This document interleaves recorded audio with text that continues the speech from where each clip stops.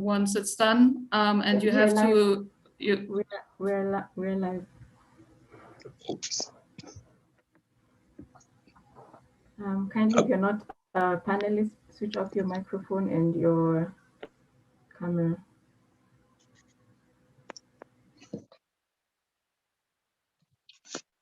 No. Good evening, ladies and gentlemen. Good afternoon, wherever you are. Welcome to the 7th Object Movement Dialogue, which for today will be dedicated to community voices. And we have 3 panelists whom I'm going to introduce in a moment. But before that, I will want to share with you a video of the Invisible Inventories exhibition, which you're going to see in a moment, and then I'll come back to you and introduce our panelists for today.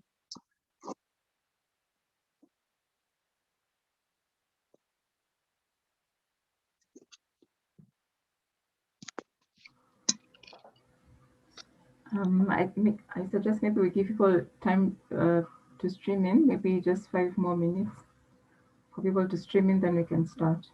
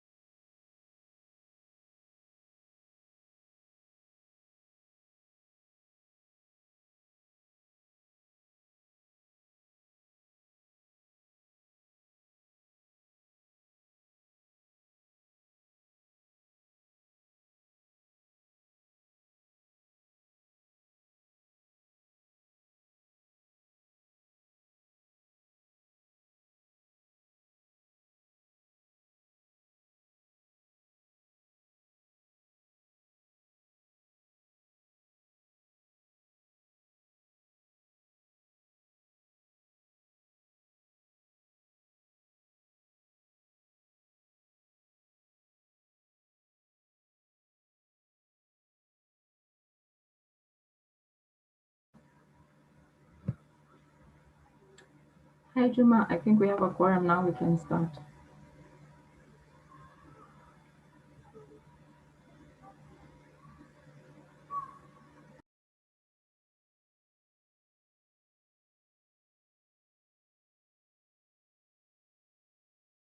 Can we share the video? Yes.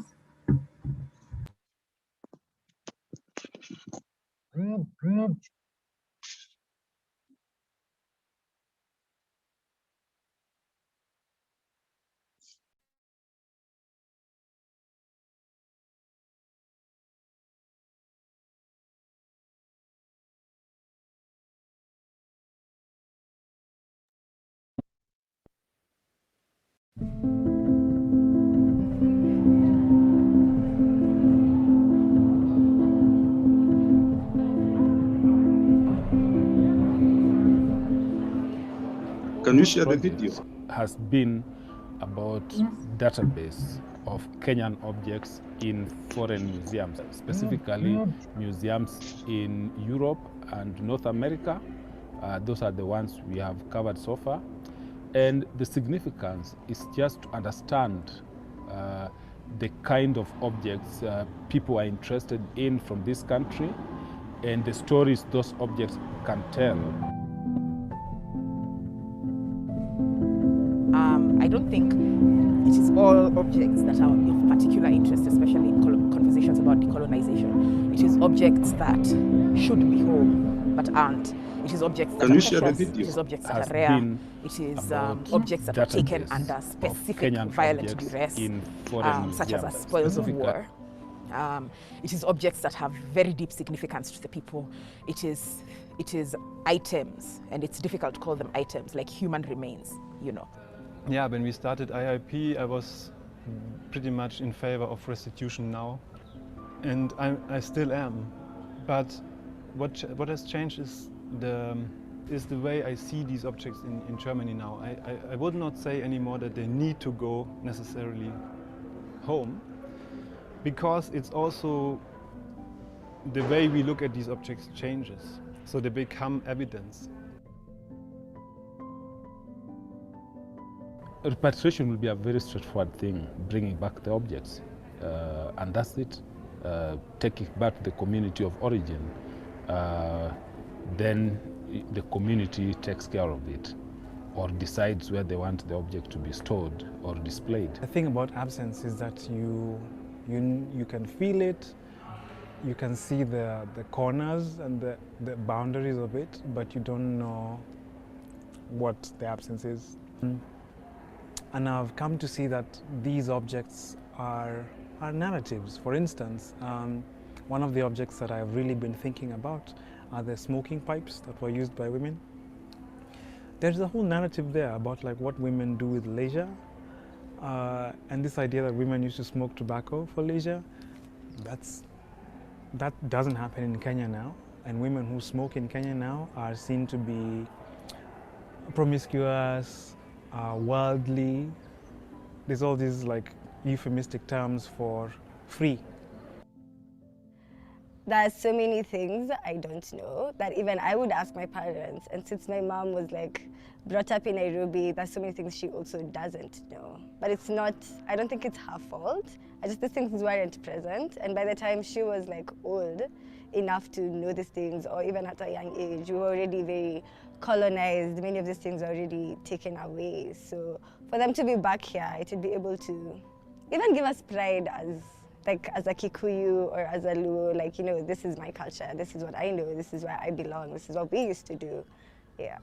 The tragedy is not the fact that the objects aren't here. The tragedy is that the knowledge systems and the cultures and the belief systems that produce those objects don't exist in the same way as they did. And they were demeaned and degraded and demolished in some cases under a colonial system, so those objects can never be produced in that way again. There's one of the objects that we refer to in our exhibition, which is a drum from the Pokomo people. That object, and it's an item that's very sacred to them. Nobody except British Museum employees has seen that object in over 100 years. It has been visited a couple of times, maybe once, by the Pokomo people who had to submit an application to visit their own object. Do you see what I mean when I say the foundational premise of museuming and the purpose of museuming, the value of museuming is really going to have to be rethought if objects are going to move in any way that makes sense. If we allowed artists, graphic designers, guys who like spray graffiti on matatus and stuff, access to these objects, what like color stories would they take from this? Like, what can they imagine out of this histories? That might be an interesting form of restitution.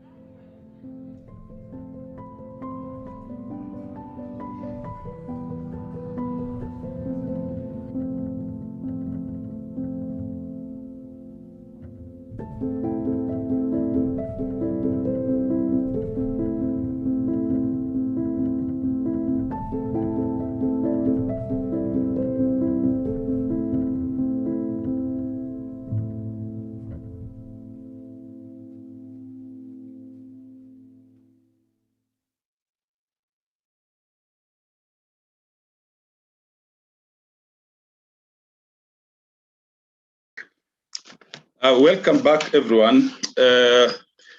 We have been shown the Invisible Inventories exhibition, bits of it, and therefore, at least you have idea of what is in the exhibition. Now, the 7th Object Movement Dialogue, as I said from the beginning, is dedicated to community voices. And therefore, I would like the audiences to hear the thoughts of our panelists on a number of issues which keep on recurring as we engage with community members. My hope is this, that object movement someday back to Africa and to our communities will happen. And to discuss the feelings of community members, and today is more about cultural significance of these objects and the complexities of trying to research object histories and biographies, especially when we are dealing with objects that left the continent about 100, 200 years ago, and the generation that are compelled to prove that the objects are theirs are people who have no access to colonial archives.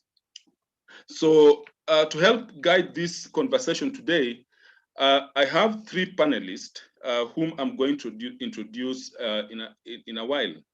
Let me begin with JC Niala, who is an academic, keeper of an African collection in Horniman, and also a project administrator. She has worked with Horniman in a project called Rethinking Relationship and Building Trust with African Collection, which included 4 museums, that is Horniman, Liverpool, Pitt Rivers, and Museum of Anthropology and Archaeology in Cambridge. And JC will be talking about the difficulties community members have in accessing colonial archives. And she can also tell us how this can be done if you are not resident in the global north. Now, the second panelist is Mzee Tiberious Otieno, who is a retired teacher. He's also an artist. He writes poems and drama, but he's also a cultural historian, and he has great interest in Luo cultural history. And Mzee Tiberious featured in one of our Community Voices video, in which he discussed the cultural importance of some of the objects from Luo land in Western Kenya.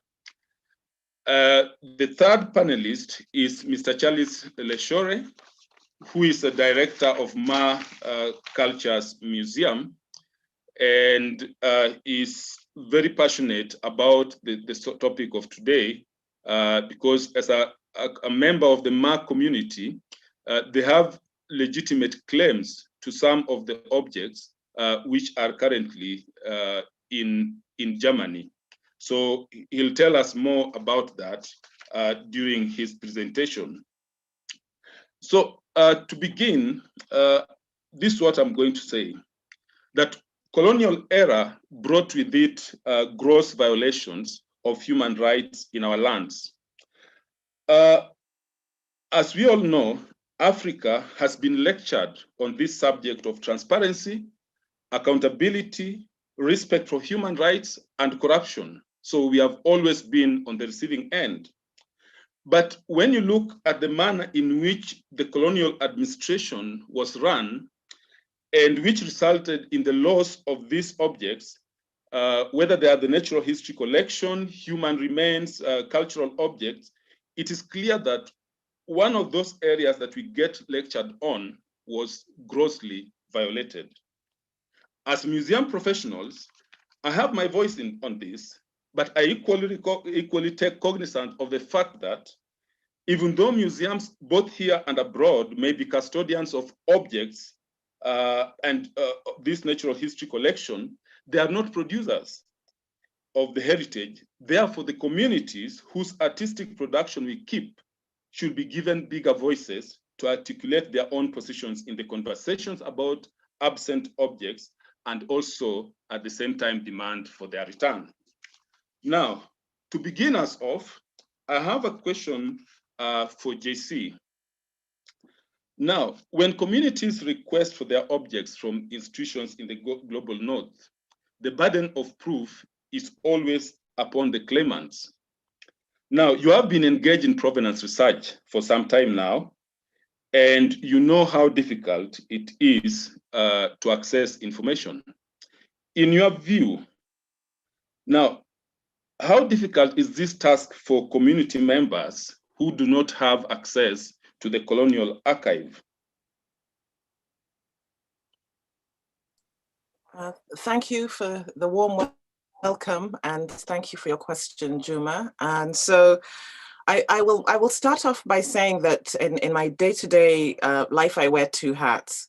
So I work for the Horniman Museum and Gardens, and it's an institution that has a heavy colonial legacy, but at the same time, I'm also a community member.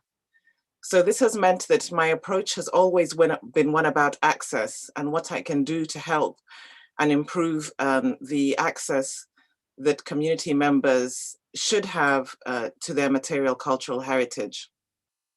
So when we think about the colonial archives, I'll first of all split them into two. We have the museum databases that like IIP have been working with, and then we have the institutional archives. And it's really important, I think, for community members to know the difference between the two, because museum databases were not originally intended for community members to work with. Museum databases were developed when these objects were taken from their places of origin and ended up in European museums. Curators who were then accessioning them or bringing them into the museum collections were creating databases for their own purposes. They never imagined that community members would be looking at these databases. They never consulted them, and they never considered what sorts of information community members would want to get from these databases, either at that time or going into the future. So one of the big things I always have to advise community members is you're dealing with an instrument that was never intended for you to use. And also the circumstances under which a lot of these objects were taken were not on friendly terms. Therefore, when they were taken from people under violence, under duress, the people who were collecting them were not interested in recording some of the information that community members want now. Information about the makers, how they were used, whether these were sacred items. We must also remember that some of the collecting that took place literally took place on battlegrounds or were looted from graves. So these are not circumstances, which means that the information that's held within the database is going to be of a type or in ways that community members might hope for when they're carrying out this research at the moment.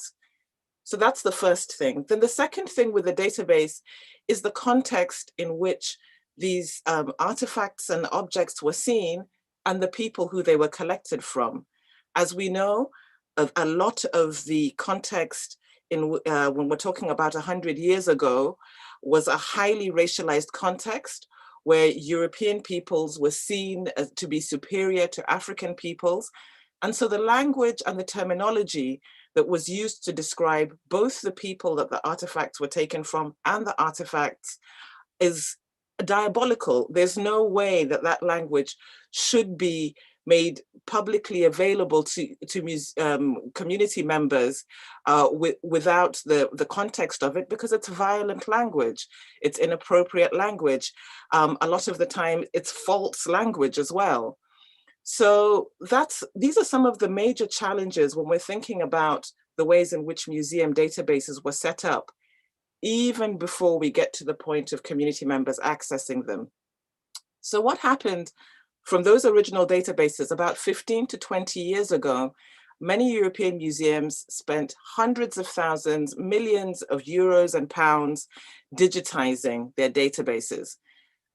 Absolutely brilliant idea. Let's put these collections online, let's put these databases online so that community members can access them. But it's, unfortunately, there's sometimes continuations of rather than breaks from colonialism.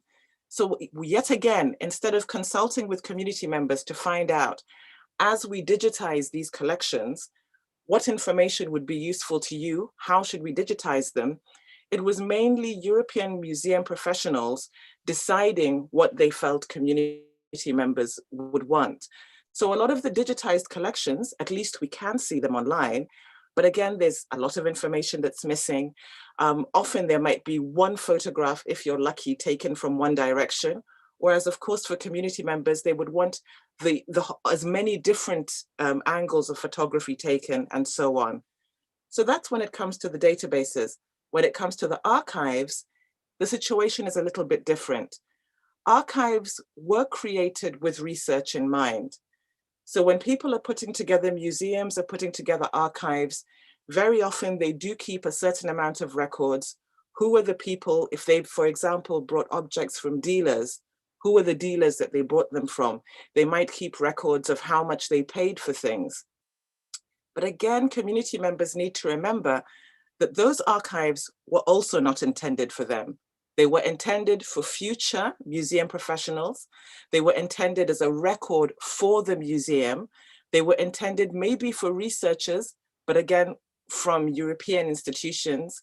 And so once again, community members find themselves in a situation where they're having to decode them. So I'll give a small example, is very often, so if we look at, I'll use an example from Kenya. At one point, I was looking at bells that Giriama peoples would tie around their ankles when they were dancing.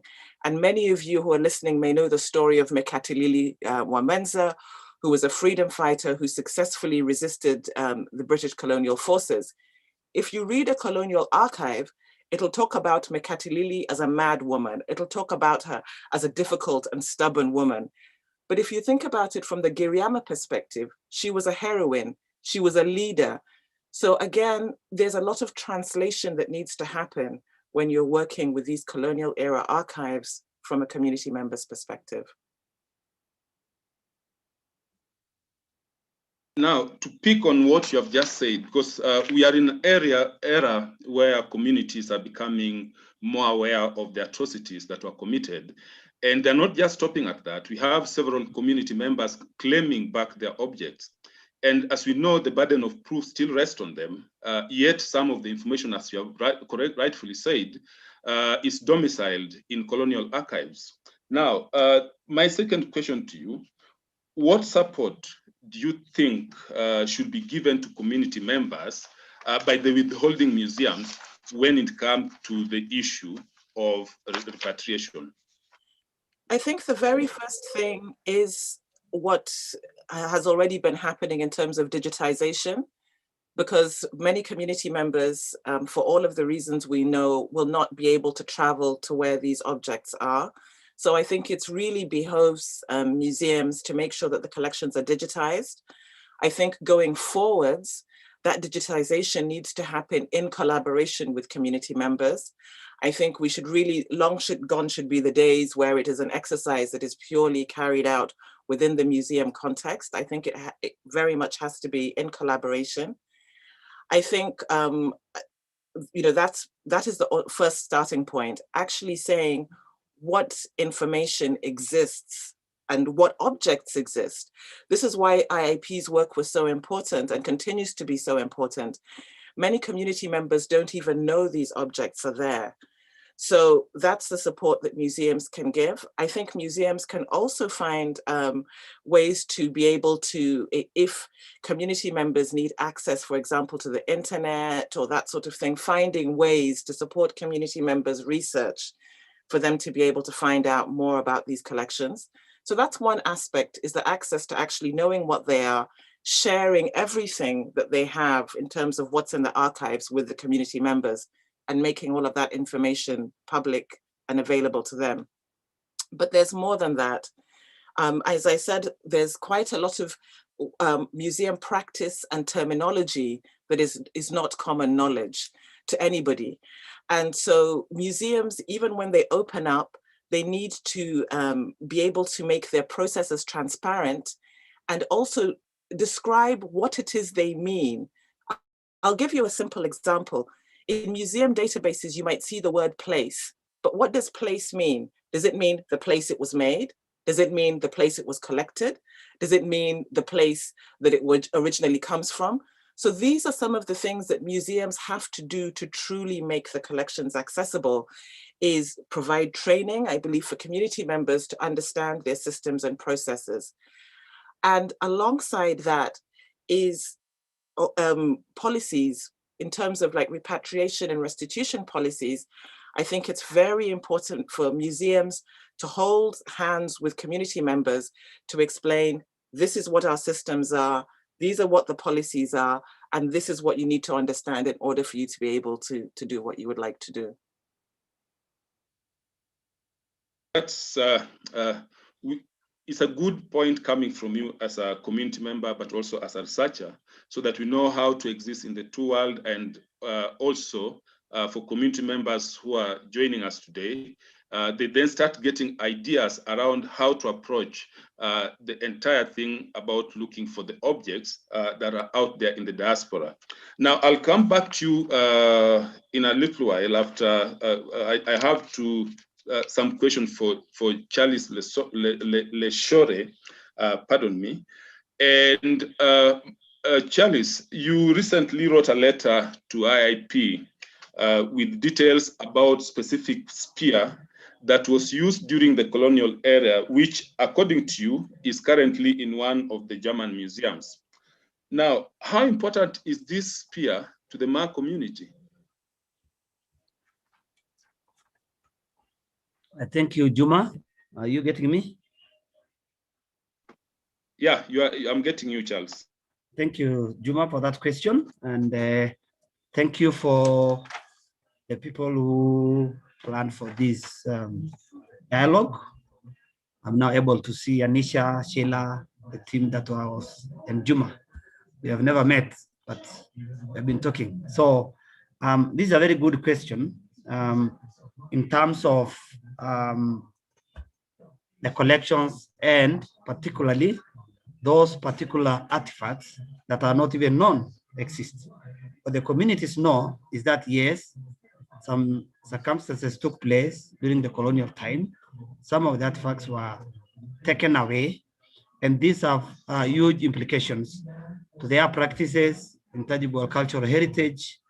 And for example, for this spear, which I had made the presentation, it was a spear that was used by Kelembe or Lesendeu to kill, of course, Huge Murray Gray, who was a British administrator in Kenya in 1946. Of course, Murray had about 25 years working in Kenya during the British colonial times, and his last days happened in Loita, in Narok. And this was on 16th August 1946, when, of course, we had a policy where the communities were asked to give cows. And during that time, we also had the World War, and the British were looking for enough food. There was also droughts. So one way they could get enough food also to feed their askaris was, of course, to get cows and bulls from the Maasai people. Now, this bull was a special bull to Olesendeu.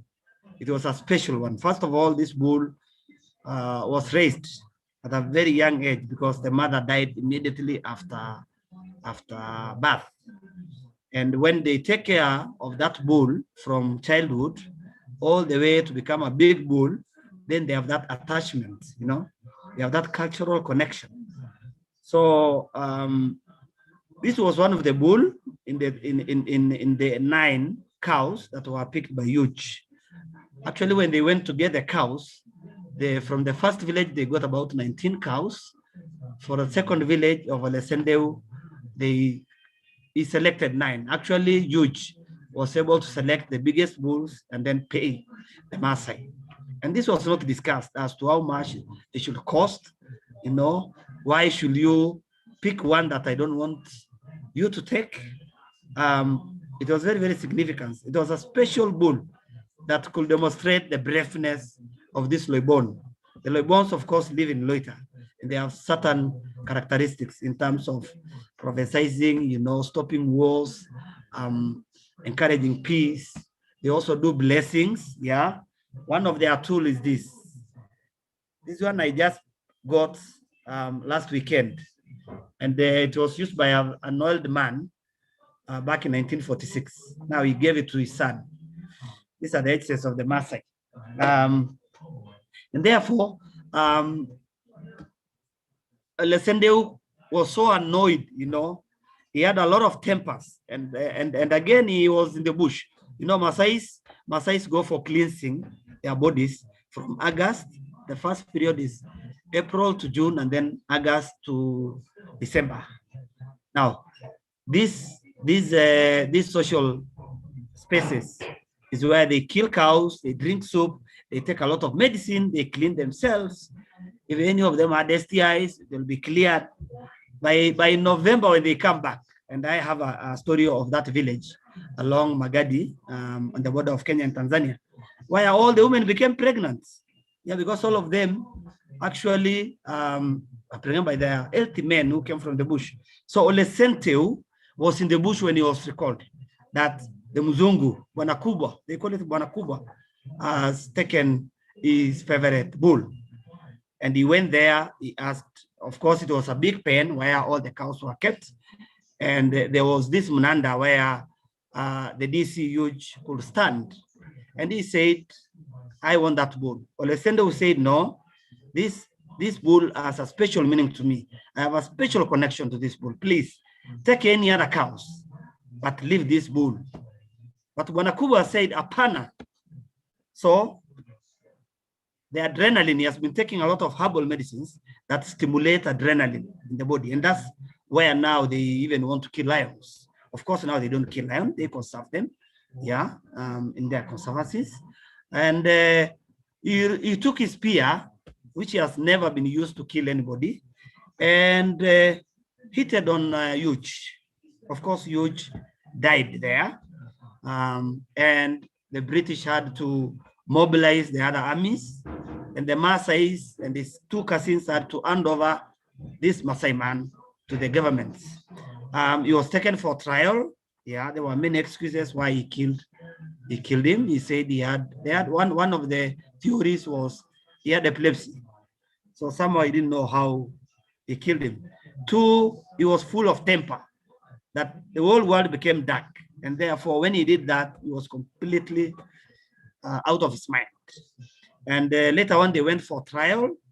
And during the British time, the Maasai did not even know their ages, So we had some people working for the British who could guess that Olesendo was 25, others said he was 30. Of course, he was not married. And that has implications to this object. And then later on, he was judged, and then he was jailed. I mean, he was hanged. Now, that's another aspect of it. I mean, they have never heard that a human being can be hanged. And that means as a Loibon, it has implications to other Loibons. Yeah, it diminished their powers. Yeah. And later on, the spear was taken as an exhibit to the court. And later on, we think the spear got its way to Germany. We are not very sure. But of course, we have a small book called Culture Clash that was done by a British called Rupert Watson. He lived in Kenya for about 25 years. He's still there. When I was looking for this story, because I also had this story from the Maasai, I was able to get him in Karen. And he was able to do the book. And definitely, I bought the book from him. So Olesendo was killed. And the spear is either in one of the 160 museums that part of their collections are. We already have a team that went last year, November, to Pitt's Oxford University. And they were able to identify 5 objects of the Maasai. Some of them are not supposed to be given away. No, you cannot use them. Yes. Yeah, before we go to the things that were in Oxford, because you said this particular spear is very important to the Maasai. Now, Yes. as we try to establish where that particular spear is, and you have gone to the Invisible Inventories exhibition, which is presenting some of the Kenya's objects in absentia. And part of what is exhibited is a shield from the Maasai community. I hope you saw it. Now, how do you feel about the absence of this particular object? That's question number one. Number two, in related to that, spears and shield are always examined as items associated with war. But as an individual from the Maa communities, there must be more to this object than just war. And they definitely must be having cultural significance, whether it's spears and shield. Now, can you highlight some of the cultural significance of the spears and shield according to the Maa community, after answering how you feel about the Maasai shield that is in the exhibition? Yeah, correct. First of all, this spear and any other objects are part of the heritage. And for an item to fit into the definition of heritage, one, it has to be, the property has to be inherited. So this was not inherited. It was not given to the British at that time. But of course, it was an exhibit used in court. And from there, it found its way, of course, to Germany. Number two, it has cultural significance.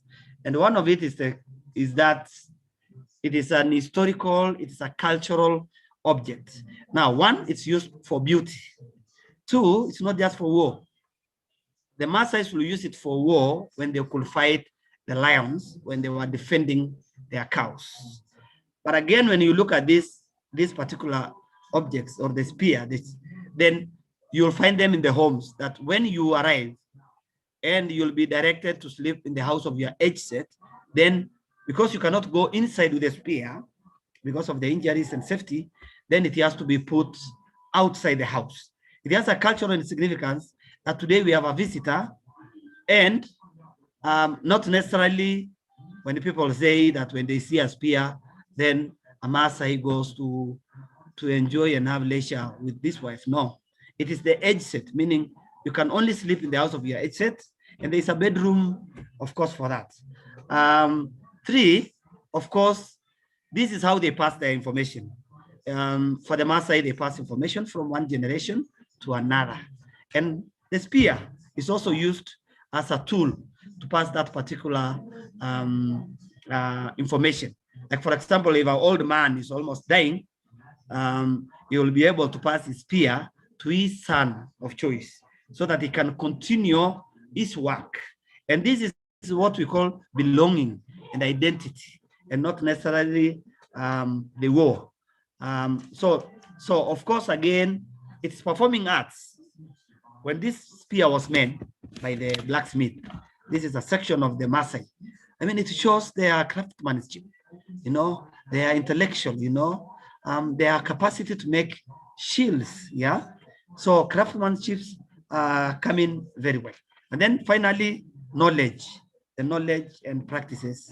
When you go to ceremonies, the rites of passage, especially when the Morans are going from one stage to another, the spears are used. And when a Moran has a white spear, and preferably he may have killed a lion, he will also add it with the tail of the lion.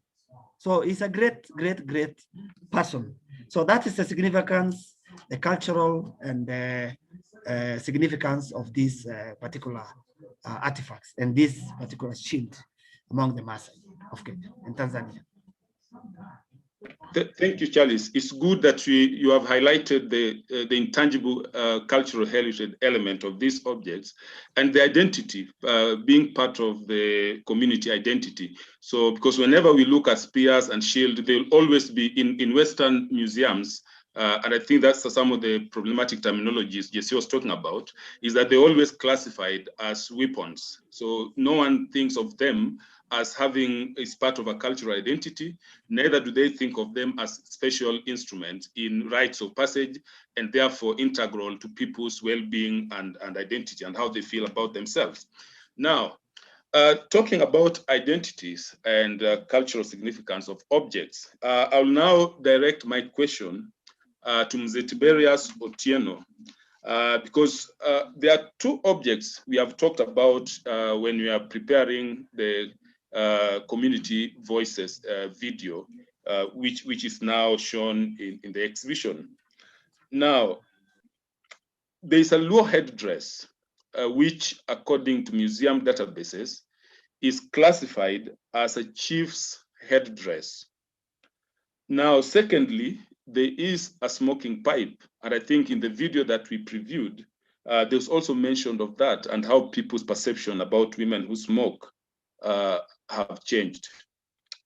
Now, what does the absence of this object, this is the question now, what does the absence of these objects mean to you as a Luo community elder? Oh, you are on mute. Okay. Okay, do you hear me? Yes. You get me now? Okay. Yes. Thank you so much, Mr. Juma Ondeng. These items are very important to us as the Luo people, and I represent that voice.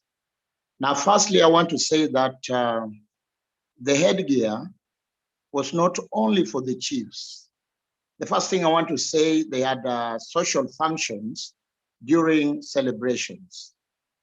And I want to say that these things were important because one, people used them in stages. They represented maybe people with position socially in the Luo community. And what I know is that some of these things has left a big gap because knowledge and skill about them has to be passed on for the future generation so that they can improve on them. But in their absence, they cannot do that. So I think that has been very devastating to us. And when we look at the Luo culture, we'll say that it was a very happy culture because there were separate roles. First, those gears were used after burial ceremony.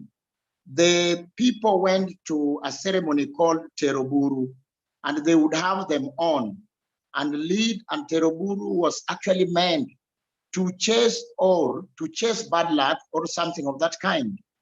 And since these things were stolen, our people have been denied the opportunity to understand their roots as to these celebrations. So that's much I would say.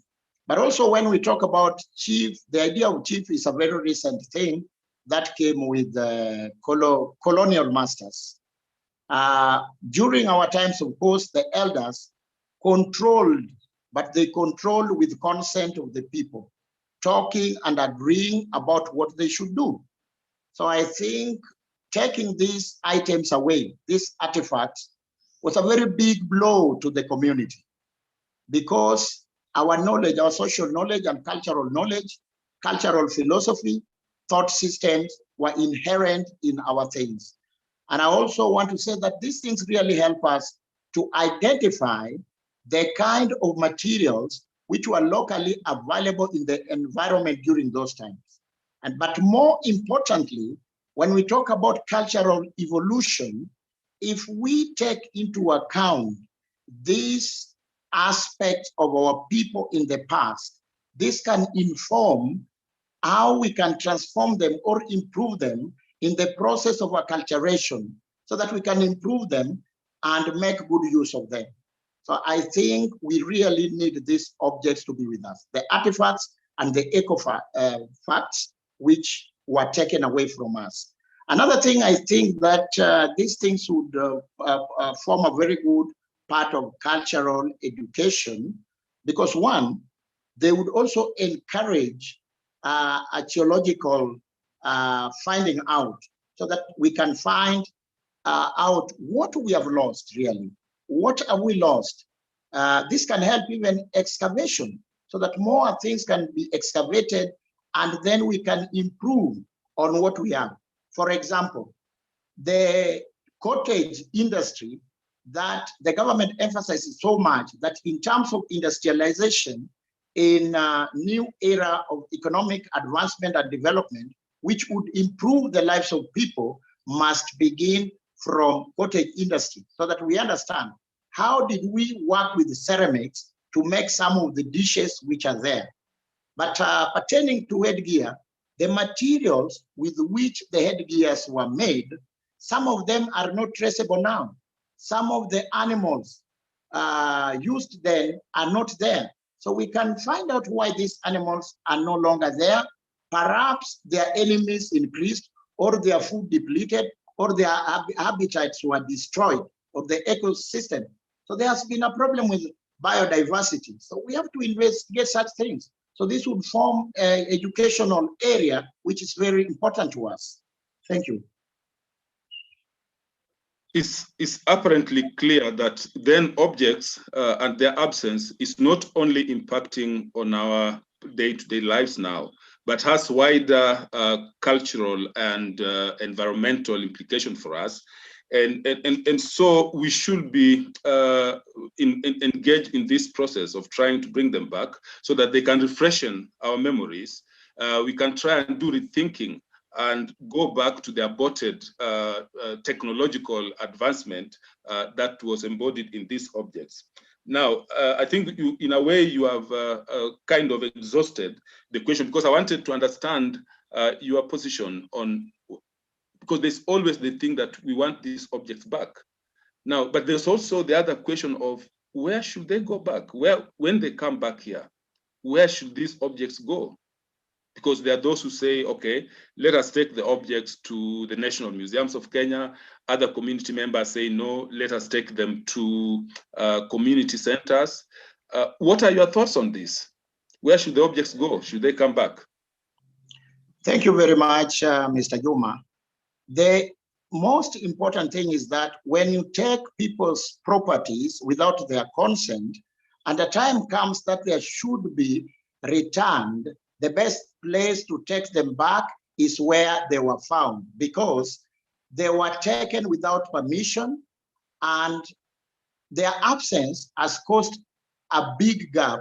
So you simply go take them back to fill the gaps that they have, which have been experienced in their absence. So I think the best thing is that if the Museum of Kenya, National Museum of Kenya, is toward these things, then the best thing to do is to take those things which were taken from Luoland, Leshore, to be taken to Kisumu Museum, where the people who originated them can visit them from time to time for the purposes of education and learning, and again, improvement. As I have said, the process of the cultural growth depends on looking at your objects in the past so that you can improve them for present and keep them for the future to take on for cultural evolution. That's my thought. So they should be returned back from where they were taken. No, thank you very much for your answer. Now, I'm just taking you back to the question of the smoking pipe, because I know we discussed this with you in the past, and we are trying to understand some of the significance of some of these objects. So when you look at smoking pipe, for example, people say, okay, nowadays the communities are not so receptive to smoking. We have a lot of advertisement that talks negatively about smoking. And also, when you look at the gender aspect of it, that while we have photographs in the 60s, 70s of women who are smoking and the communities were receptive, one of the smoking pipe exhibited in the exhibition actually is from the ladies' smoking pipe. Now, what can you tell us about that particular pipe? Yeah, well, what I can say is that, first of all, the smoking pipe represent that our people knew how to use fire. These were ceramics. They were made from clay. So technologically, at that time, they knew how to make these things. But I want to say that the ladies who smoked the pipes were very elderly people. young ladies were not allowed to smoke. But I also think that the smoking idea was a little bit foreign. They must have come with the missionaries who smoked pipe, and the old ladies who went to church took after them. So they started using it. I don't think it was our way, but only it showed our technology of really trying to look at the pipes that the Europeans priests were smoking, and then they made theirs. So that's why I have a very strong point that if the artifacts are brought back, we can do much better by improving them so that we can put them to social functions which they are fitted for. Thank you very much. I think in the interest of time, what I'm going to do is now get back to you individually for kind of your final thoughts. I'll begin with JC. Now you have listened to your co-panelists, and the key thing, for example, Charles is looking for his peer. What will be your advice, like your last thought on how best? Oh, Charles, you are sharing your screen. Okay.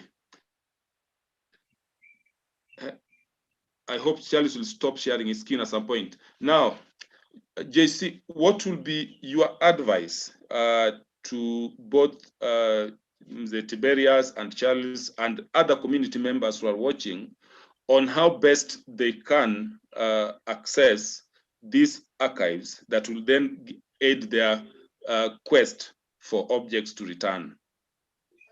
I mean, I think the very first thing that I'm always encouraging community members is that, you know, the museums have to provide access, and they are obliged to provide access to these objects.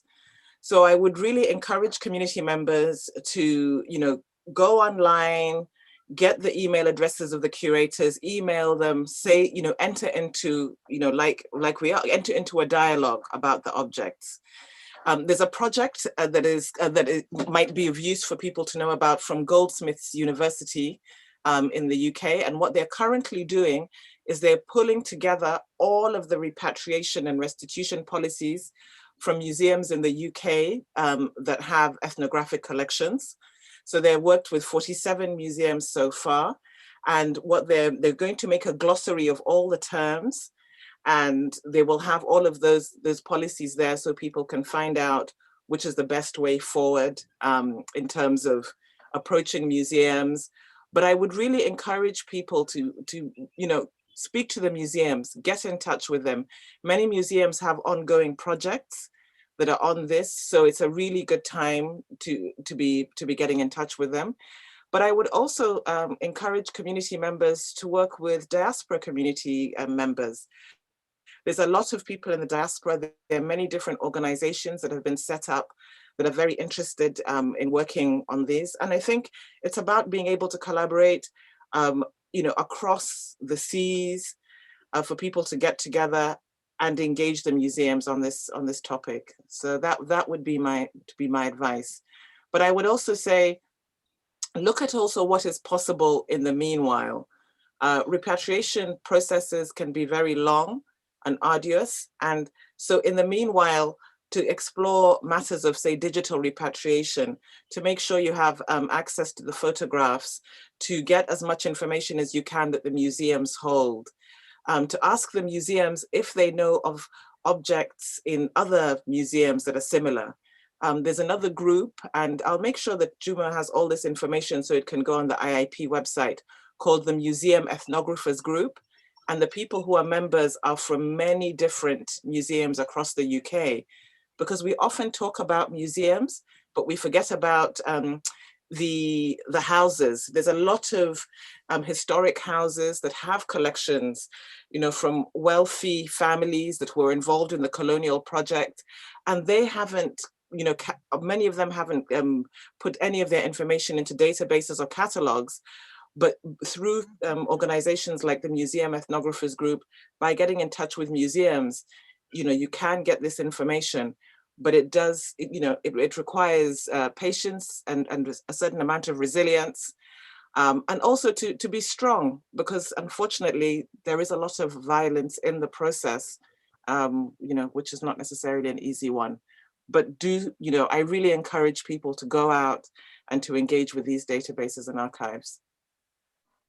Because the process actually, as you said, takes patience. We are in a forum where Denver, the representative from Denver Museum in Colorado, were sharing their experiences of how long it took them to repatriate Vigango. So a conversation that began in 2008 only bore fruits in 2019. So you can see how long that process will take. But I think this is kind of a relay race that we run. So we'll do our best during our lifetime and then hope that if we don't succeed, the future generation will pick it up from where we'll have left. But we hope to leave them better records that can aid in that process. Mzee Tiberious, what are your final thoughts before we open to audience to ask questions if they have any? Thank you so much. My final thought is that we have lost out in terms of culture, economy, and even visitor tourism, actually many things. So my take is that if you are keeping other people's property who understand the spirit of those materials, I still believe that though somehow we have some subculture like Christianity and Islam that has interfered with that, but our traditional belief in the ATR, which is always with us, that states that the ancestors and the living dead are always with us. They are not happy with us when we let our materials lie somewhere else without lying somewhere where they can also see them, because they are always with us. My take is that we have a museum in each local region. Just when those things are repatriated, however hard the process, legally and legitimately, these things belong to us. And I feel very strongly that it is good for these things to be here. When we are still living, our ancestors will look at us with the turned heads from us, and that is not very good. So culturally, we want these things. We have a right to them. We also want to improve on them. We want to get civilized, and we can only do that when we have these materials. Again, it is going to help the sociologists, anthropologists, actually to do a bit of work so that we know exactly what has happened. Because there are a lot of animals, birds, which have gone extinct in our environment, and we want to understand them with many things that we always have. So my take is that when other people's things are there, the independence was simply that we had to get political independence, and then should be followed by economic independence. But now, lastly, we want cultural independence. May the things be returned where they belong. Thank you very much. Thank you. I think we need to be at peace with our ancestors. And so this fight is a justified one, so that, as you said, the ancestors will look at us with kind eyes if we manage to bring back the things they lost. Sure. The questions are coming, so I think I'll give Charles his final thoughts, and then I'll go to the chat to pull out some of the questions for you. So Charles, briefly, as you're now eating into the question time, what are your final thoughts? My final thoughts, number one, is protecting culture today is essential for building peace for tomorrow. This is very critical. Number two is collections to advance our knowledge of human health. We also need to use the same collections for epidemiological reasons. Like now we have COVID, there's a lot of connection to our cultures, our beliefs, our practices. We need to connect to this. Three, collections should not be controversial. They should be points of reference and reflections and points of connection. We need also for the collections and artifacts in those cages to have the right meaning and purpose. They are not labeled well, they are not given the right meaning, and therefore it is so sad. Finally, also provide access. We need to ensure the success, as my colleague said. One, for the schools. Our museums should be set, we should be supported, capacity building, so that we can set our own community museums that will have that movement of cooperation with the big museums. Of course, again, our artifacts are living cultures. So they are living every day. When they're in those cages, they are not living. They need to come down so that we can use them for the purpose that are there. Finally, legislation. We are seeing now model countries like France. The Benin bronze is being returned back. We have also other artifacts that Germany, I think, intends to return. These are our models. The president of France is already a champion. So let us also recognize them as we get into this conversation and see how these ones can come back. Finally, let us also build the community museums. When I started a community museum, of course, working in development work, I've been collecting artifacts for the last 22 years. But when I went to start, I had also to support communities, work with the Ministry of Culture and Sports to ensure that we have cultural practitioners in each sub-county. So we have already registered 2 or 3. We are yet to register one in Samburu, and we are yet to register one in Loitoktok in Kajiado South. So let us come together, help these community cultural practitioners start knowing what we are doing and how they will manage their museums. Because right now we have a museum that was put by FAO along Magadi Road, which is one of the geographical heritage sites. There's also another one in Tanzania. But those things are dilapidated in that museum. I didn't know. I went there and I cried tears because I never saw that. So it's time to build the capacity of communities. Thank you. So, okay, thanks. Now, I'm made to understand that you had a video. Me? Yes. No, I had a PowerPoint that I prepared for this. Okay. No, okay. So we'll come to that. Yes. So there are a number of questions. So I'll start with GST because there are 2 questions that I think are somehow related. So I will read them out so that you tackle them at a go. So this question is, have you witnessed any successful repatriation during your time at the museum? That's number 1. Number 2, what steps has the Horniman Museum taken to correct the errors in the database and avoid the re-traumatization of the process of the people who access this information? Yeah, those are both excellent questions. The first one is no, I have not witnessed any successful repatriation as of yet. But one of the things that I have definitely been involved in with my colleagues is looking at also if there is not a successful repatriation or what happens. And when I say that, I'm talking about in museums all across the UK, because we can learn just as much from when things work as when they don't, because that's often where pinch points are in terms of process and understanding and where there could be miscommunication. With regards to the steps that are being taken, so as Juma mentioned, there was a project rethinking relationships and building trust around African collections. And the 2 sets of collections it was working with were Kenyan collections and Nigerian collections. And community members were actively involved in researching these objects.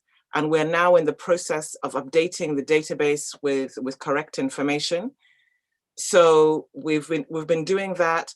And at the same time also, there's a warning that's issued on the Horniman website to say that the museum is very well aware that unfortunately there's a lot of inappropriate terminology or an incorrect information that we are working to remedy. So it's very much a work in progress. It's very much being done hand in hand with community members. And if at any time we do get, and as happens, in fact, it happened a couple of weeks ago, there was somebody who brought onto our attention that there was an unacceptable terminology online, we were able to change it immediately. So we have systems in place. To put it into context, there are over 90,000 objects at the museum. Of course, not all of those are African collections, but it's a process that will take time and that we're engaging with very seriously.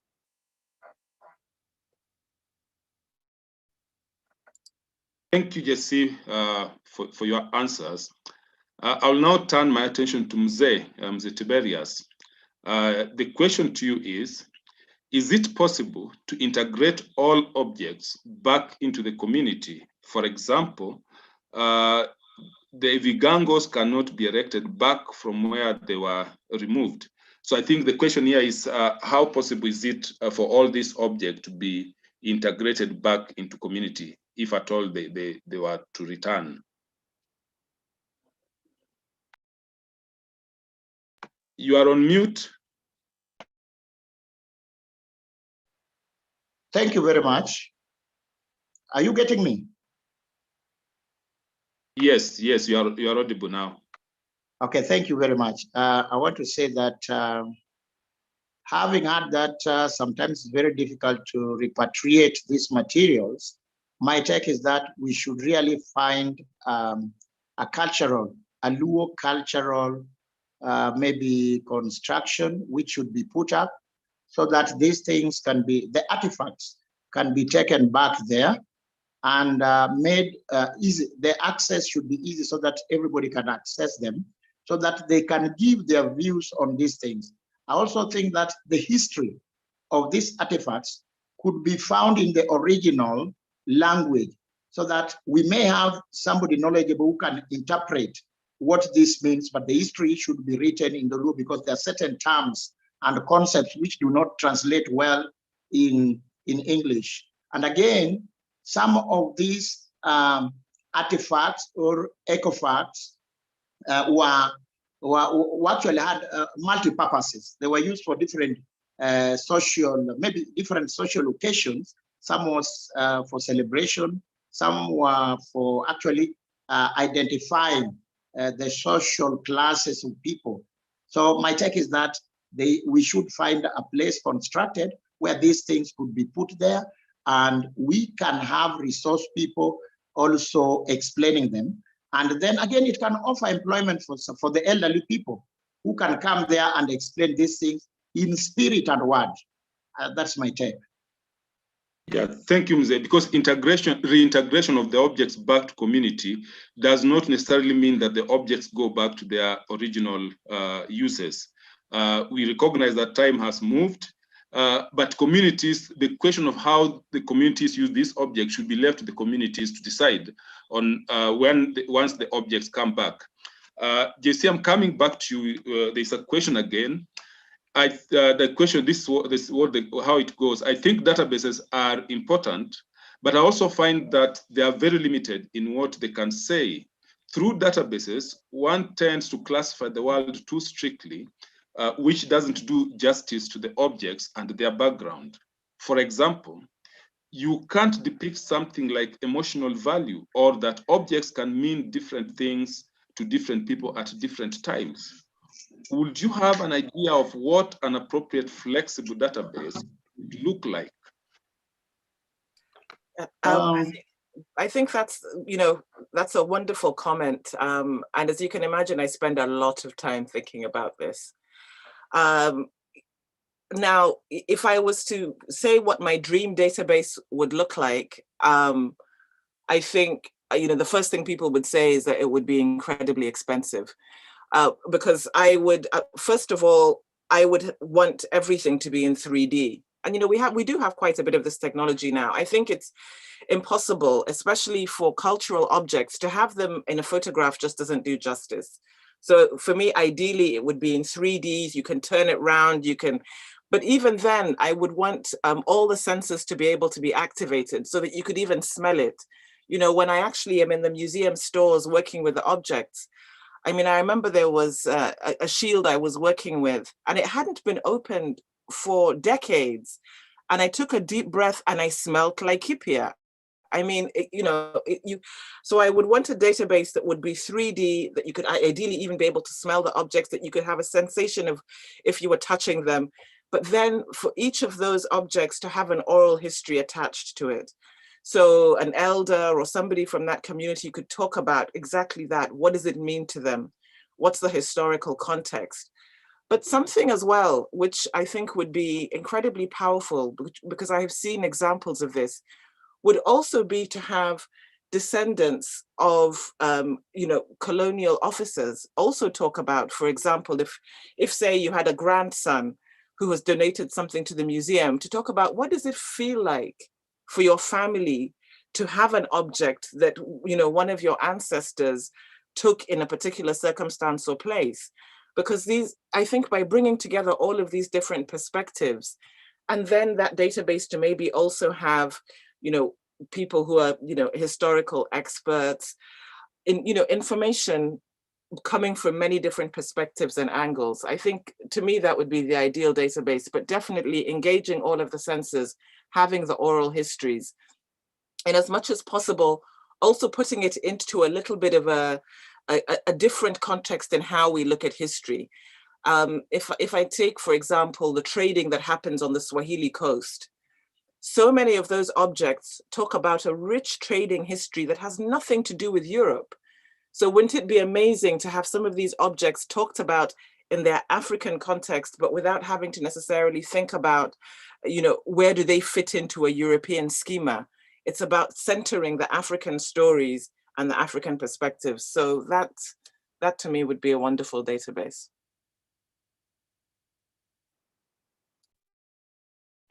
Now, I will also want to ask you another question, JC.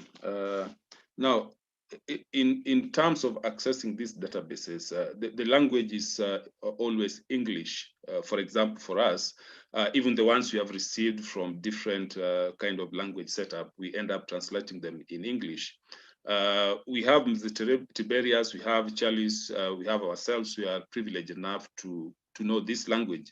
But as we all know, there are millions of us who are also cultural practitioners. They are also cultural producers, but they cannot read and understand that database in the language that we present them to them.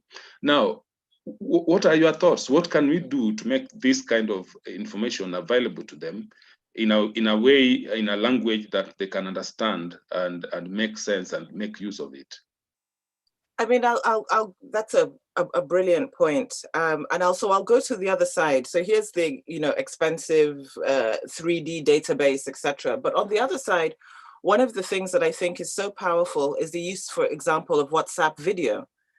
So to be able to have, say, a database that is centered around the languages in which those objects were made would be incredibly powerful. And you can have little videos. I really feel that we need to embrace orality much more in terms of these databases. Our oral histories are incredibly rich, and therefore they can be transmitted in the languages in which the objects were made, the languages in which the objects lived in. There's so many things, as Mzee said, that are not translatable. And it would be so important to have that recognition. But also by doing that, and if we were to have, say, elders or community members make little videos that we can share on WhatsApp, we can have mobile databases. A database doesn't have to sit within a museum. We all share videos on WhatsApp all the time. And so, I'm also very interested in the idea of mobile databases and how we can share that information.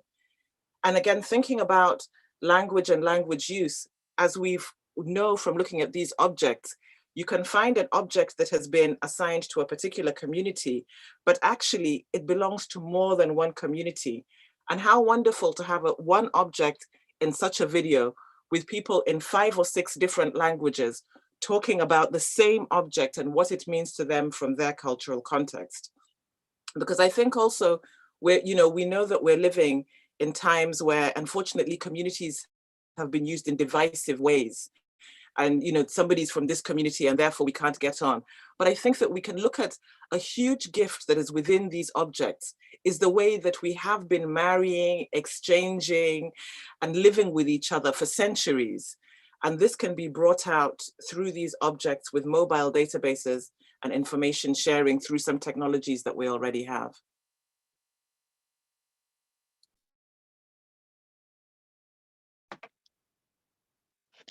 My final question to you, as we wait, we still have about 15 minutes to ask for audience to ask any question they have. But there's when you look at the way the Invisible Inventories exhibition has been presented, one of the success stories for me was that there was that information that we got from the German museum. So each object, when making the object biography, we relied on original information that is domiciled in the museum archives in our two German partners. And then we added in the community knowledge. So when you look at that object, you get a better understanding of how it traveled, whether it was traded between London and German towns, and then also trying to understand how it left Kenya. Now, so what do you think is the role of European curators in trying to help African researchers to connect with the objects in their possession, in their collection? I mean, I think there's a lot of roles. I think there's the role of, first of all, providing access and making sure it's as easy as possible for community members to be able to access them. I think there's also a role, we've talked about the harm of, inappropriate terminology and wrong information. And so making sure that these things are remedied so that community members don't have to revisit some of this violence. I think that, there's a translation role for curators in European museums to be able to do that. But I also think there's a big role in just liberating the databases, making this information as public as easily as possible. Normally what happens in many museums is a curator might be able to get, might get an email from a community member and say, they're interested in Kenya collections. So the curator might go to the database, print off an Excel spreadsheet, or just email them a PDF of an Excel spreadsheet with the information. But actually, at that point, the community member is reaching out to begin a relationship and to be able to have a conversation that is much more than a PDF of a list of objects, which doesn't give you the richness and the depth of the information that might actually be within the database.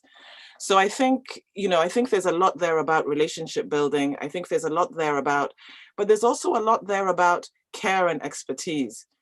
Community members have a certain expertise that needs to be acknowledged within the museum world. And it's getting increasingly acknowledged, but I still feel there's a lot more room for that to be done.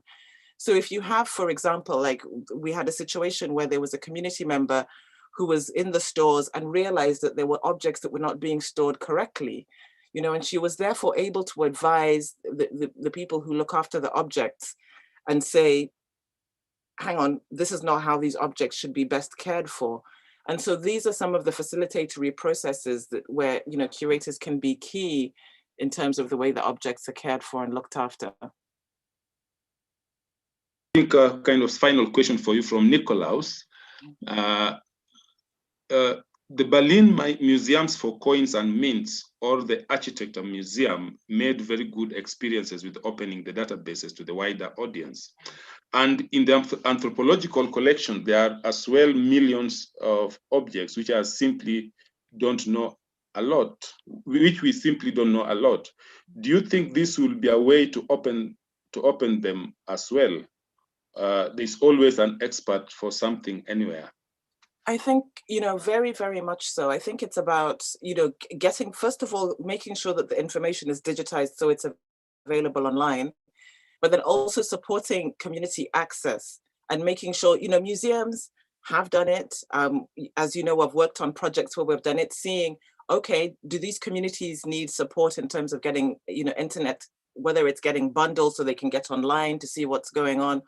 So I think it's also about meeting communities where they are and extending an arm to the community and saying, okay, we've got the information now online.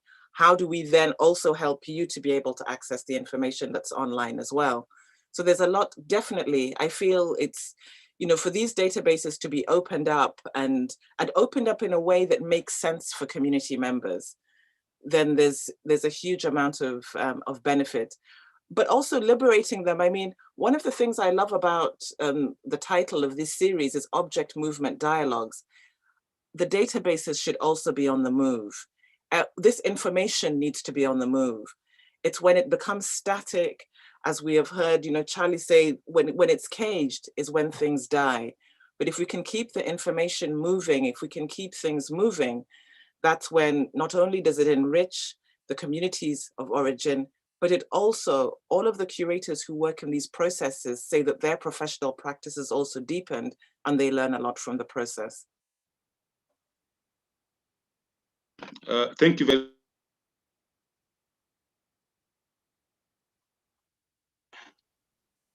Thank you very much, JC, for your answers. I think as we have seen, we have no more questions, and I would just want to remind all of us that the Invisible Inventories exhibition is still ongoing until the end of May. It was initially scheduled to come down at the beginning of May 2nd, but due to public demand, the principal curator at Nairobi National Museum requested that we extend it for another 1 month, which is commendable, given the conversation and the interest it has generated. As we wind up, I would like to give Charles a last chance just to say your final sentence, and then thereafter, Mzee Tiberious.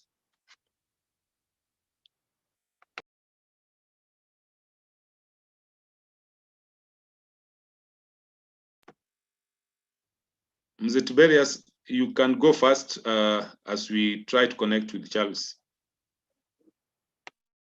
I want to say, hello, are you getting me? Okay. Now, what I would want to say is that to understand a people's past is actually to improve in a people's present and to prepare for the future. So I want to say this is a very great forum that would create awareness, that would help us, first of all, also to identify and define our personality, which determines our social actions and cultural improvement. And I think this good work should continue until our struggle bears fruit. Thank you so much. That's what I can say. Thank you, Mzee. Charles, your final sentence. My final sentence again is protecting culture today is essential for building peace tomorrow. And we want to look for a model that can enhance our partnership.